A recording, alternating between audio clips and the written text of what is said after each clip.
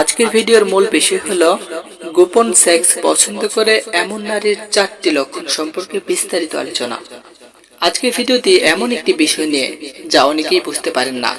অনেক নারী আছেন যারা সরাসরি কিছু বলেন না, কিন্তু তাদের ভেতরে থাকে এক গোপন আকর্ষণ, এক অদৃশ্য আগুন যা তারা প্রকাশ করেন না প্রকাশ্যে, কিন্তু সংকেত দিয়ে যান নীরবে।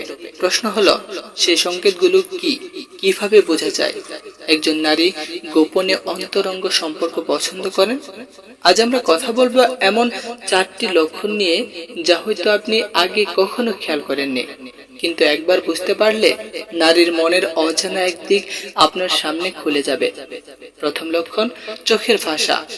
অস্বাভাবিকভাবে গভীর হয়ে যাওয়া নারীর চোখ অনেক কথা বলে। যখন একজন নারী গোপনে কারো প্রতি টান অনুভব করবে, তখন তার চোখে এক ধরনের আলাদা উজ্জ্বলতা আসে।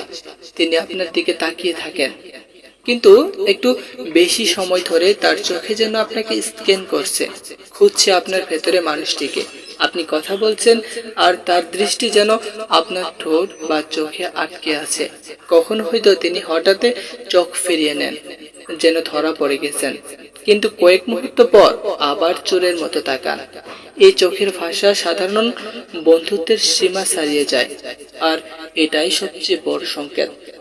দ্বিতীয় লক্ষণ, শারীরিক উপস্থিতিতে সূক্ষ্ম পরিবর্তন আনা।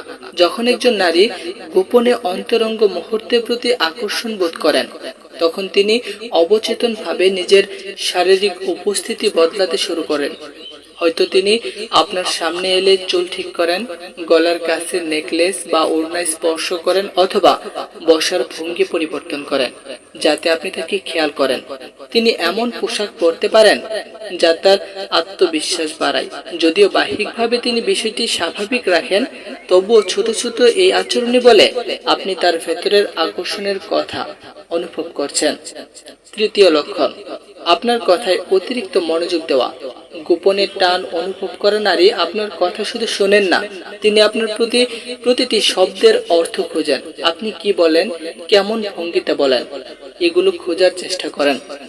চতুর্থ লক্ষণ, আপনার কাছে অকারণে কাছাকাছি আসার চেষ্টা।